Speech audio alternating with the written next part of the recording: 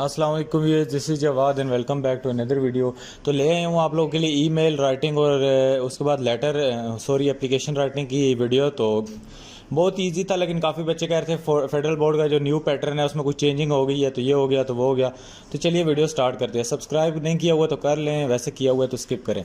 उसके बाद यहाँ पे आपने सबसे पहले ये लिखना है फ्रॉम ABC। तो ये फ्रॉम ABC, ये आपने लिखना है। आंसर में ऊपर ईमेल क्या है, write an email to your sister congratulation on her success in a speech of competition. तो इम्पोर्टेंट ईमेल में से भी और एप्लीकेशन में भी ज़्यादातर आपको किसी को खुशखबरी देने पे कॉन्ग्रेचुलेशंस पे ही आपको ज़्यादातर ईमेल या लेटर एप्लीकेशन आ सकती है। उसके बाद जो मर्ज़ी आ जाए ईमेल, आपने ये लिखना है फ्रॉम abc@gmail.com। यहाँ पे आपने अपना नाम कभी नहीं लिखना, ना ही अपना असली ईमेल एड्रेस लिखना है। उसके बाद आपने लिखना है TODEF@gmail.com। दरमियान में कोई लाइन नहीं है, कोई लाइन दरमियान में इसके नहीं है। ये वैसे माइक्रोसॉफ्ट वर्ड का दरमियान में स्पेसिंग है, लेकिन इसके दरमियान में कोई लाइन नहीं है। फिर आपने ये जो ग्रीन एस्टेरिक्स है, ये जो मैंने ग्रीन लगाया है, इसको आपने यहाँ पे इस तरह लगाना नहीं है। इसका मतलब है खाली स्पेस।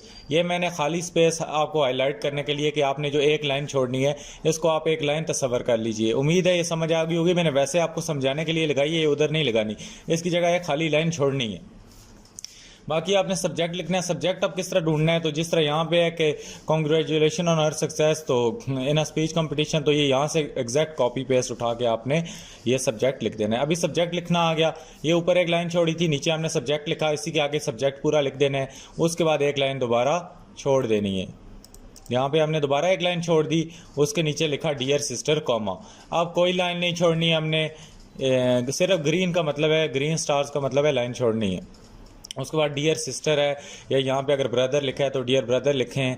उसके बाद यहाँ पे फादर लिखा है तो डियर फादर लिखें, और जो भी है। उसके बाद I hope my email reaches in your best है, तो इसमें आप ये भी कह सकते हैं I hope I am fine, you are also fine, और I heard that you got best performance in board exams. या यहाँ पे आपको स्पीच कंपटीशन है, यहाँ पे बोर्ड एग्ज़ाम्स है, उसकी अच्छी कारकर्दगी पे भी आ सकती है और टॉपिक चेंज हो सकता है। उसके बाद ये सारा आपने दरमियान में लिखना है, एक पैराग्राफ में, ज़्यादा पैराग्राफ नहीं डालने। और आखिर में लिखना है कि accept my heartiest congratulation on your success, pay my compliment to your friend. ये इसमें अगर एप्लीकेशन आ जाती है तो तो इसमें यह भी आप लिख सकते हैं आई शैल बी वेरी, अगर कोई प्रिंसिपल वगैरह की आती है तो I shall be very thankful to you for act of this kindness. उसके बाद नीचे आपने सिर्फ यूअर्स लविंगली लिखना है। यूअर्स के दरमियान में जो एस के ऊपर कामा आता है, यह कामा नहीं डालना, और आगे यूअर्स लविंगली के बाद कामा डालना है। ऊपर कोई कामा शामा नहीं है, इसमें कोई कामा नहीं, सिर्फ एक कामा का ध्यान रखना है, यूअर्स लविंगली। और हमेशा नीचे इधर XYZ लिखना है, XYZ के आगे आपने डॉट लगा देना है, बाकी कोई चीज़ नहीं लिखनी। तो ये हमारी ईमेल राइटिंग का एक फेडरल बोर्ड की तरफ से जो वो आया है हमारे पास एक पैटर्न। यहाँ पे भी आखिर में लाइन छोड़ के यूअर लविंगली और XYZ लिखना है, और कुछ भी नहीं लिखना।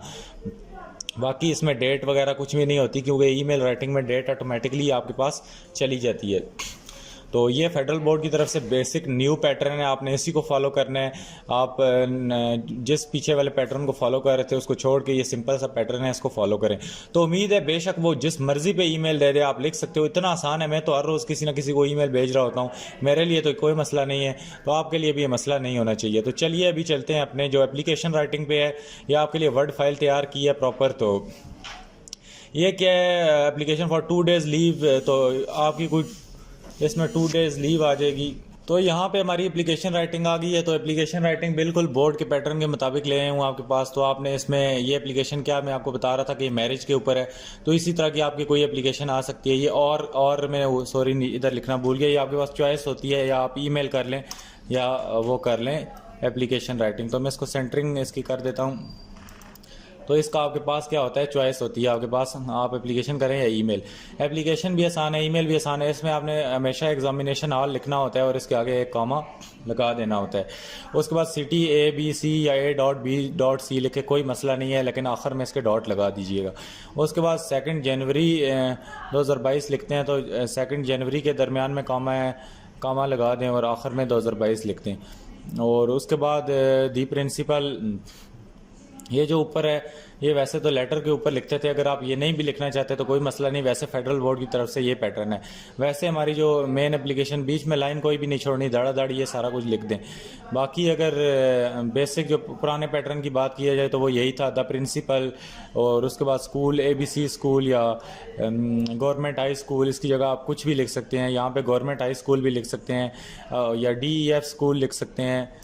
इसको मैं DEF स्कूल कहता हूँ, स्कूल DEF तो ये नहीं होगा, इसको ये कर दें DEF स्कूल, या गवर्नमेंट हाई स्कूल लिख के कॉमा हमेशा डालना है। नीचे सिटी आपने डालनी है, सिटी बेशक आप अपनी सिटी लिख दें, रावलपिंडी लिख दें, जहाँ आप पेपर दे रहे हैं आप वो लिख सकते हैं।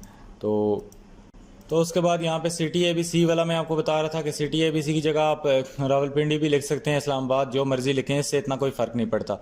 तो द प्रिंसिपल DEF स्कूल या government high school comma, the principal के भी आगे कॉमा, और PRINCIPAL नहीं लिखना, यहाँ पे प्रिंसिपल के स्पेलिंग PRINCIPAL, तो ये P इसने स्मॉल कर दिया, यहाँ पे इसको कैपिटल वापस कर लें।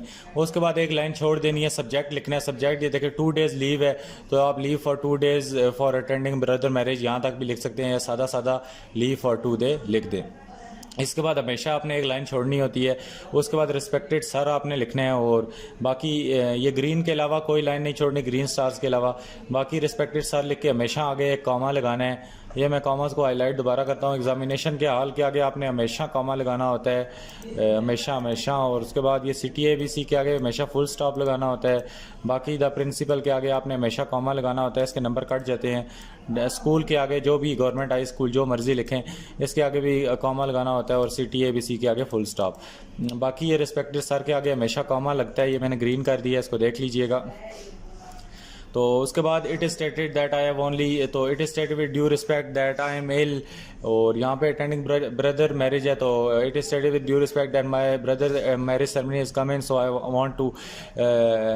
Want to go and kindly grant me a leave for 2 days, तो I shall be very thankful to you for act of this kindness. तो ये आप लिख सकते हैं। आखिर में ये भी मेरी एक लाइन है, हमेशा मैं लिखता था कि I shall be very thankful to you for this act of kindness. तो जो मर्जी एप्लीकेशन आ जाए, इसमें इंपॉर्टेंट की क्या बात है, जो मर्जी आ जाए, सिर्फ आपने 2-3 वर्डिंग चेंज करनी है, बाकी तो वही पैटर्न है सारा। उसके बाद यूअर्स ओबिडेंटली लिखना है, अगर प्रिंसिपल वगैरह किसी को लिख रहे हैं, ज़्यादातर एप्लीकेशन किसी को लिखते हैं, इसमें यूअर लविंगली वगैरह वगैरह नहीं लिख सकते, वो लेटर शेटर में लिखते हैं। यूअर ओबिडेंटली लिख के कॉमा लगा के XYZ लिखना है, अपना नाम नहीं लिखना, ना ही अपनी क्लास लिखनी है, बेशक आप 9th में, उनको भी पता है, वो भी नहीं लिखनी, ना ही अपने कॉलेज का नाम, ना ही कोई और चीज़ें लिखनी है।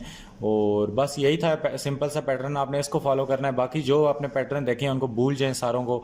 तो उम्मीद है आज की वीडियो अच्छी लगी होगी। बाकी मैं टॉपिक्स MCQs पे वीडियो बनाऊंगा, टेंशन नहीं लेनी। मिलता हूँ किसी नेक्स्ट वीडियो में। अल्लाह हाफिज़, टेक केयर।